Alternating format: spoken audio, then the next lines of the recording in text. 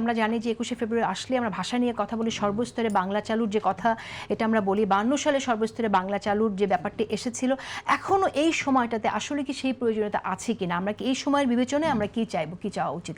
আমি ডক্টর শামীমা সুলতানা আপনার কাছ থেকে শুনতে চাই।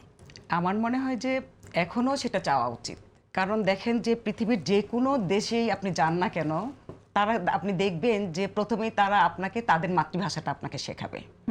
হ্যাঁ, যে তারপরে আপনি অন্য একটা ল্যাঙ্গুয়েজে আপনি আপনার গবেষণা করেন বা যাই করবেন। কিন্তু আমাদের দেশে দেখলাম উল্টা। হ্যাঁ, যে দেখা যায় যে আমাদের দেশের ভাষার প্রতি যতটুকু সম্মান দেখানো উচিত বা যতটুকু ভালোবাসা উচিত, সে আন্তরিকতাটুকু, যে ভাষার জন্য জীবন দেওয়া হয়েছে, হ্যাঁ, রাজপথ রক্তাক্ত হয়েছে, সেই ভাষার কদরটা যেন তেমন দেখছি না। কারণ দেখেন যে কিছুদিন আগেও, এখন কিছুটা কমেছে, যে আমাদের যে ছেলেমেয়েরা যারা নিজেদেরকে খুব আধুনিক মনে করতো বা করে, তারা দেখবেন যে শুদ্ধ উচ্চারণে বাংলাটা বলে না।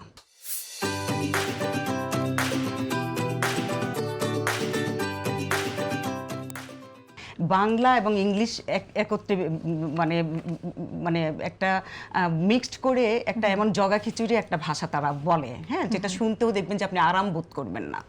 হ্যাঁ, তো এই ক্ষেত্রে সর্বস্তরে বাংলা ভাষাটা হওয়া উচিত। এরপরে যদি তারা নিজের চাকরির জন্য বা বিদেশে যাওয়ার জন্য যদি কোনো ভাষা শিখতে চায়, তাহলে অন্যান্য ভাষার ব্যবহার শিখবে। হ্যাঁ, যে আমাদের যে রাষ্ট্রনায়ক এখনকার যে যিনি প্রধানমন্ত্রী, তিনি কিন্তু বলেছেন যে বাংলাটা শিখবেন, ইংলিশ শিখবেন এবং সাথে আরো একটা ভাষাও আপনি শিখতে পারেন আপনার কর্মজীবনের জন্য।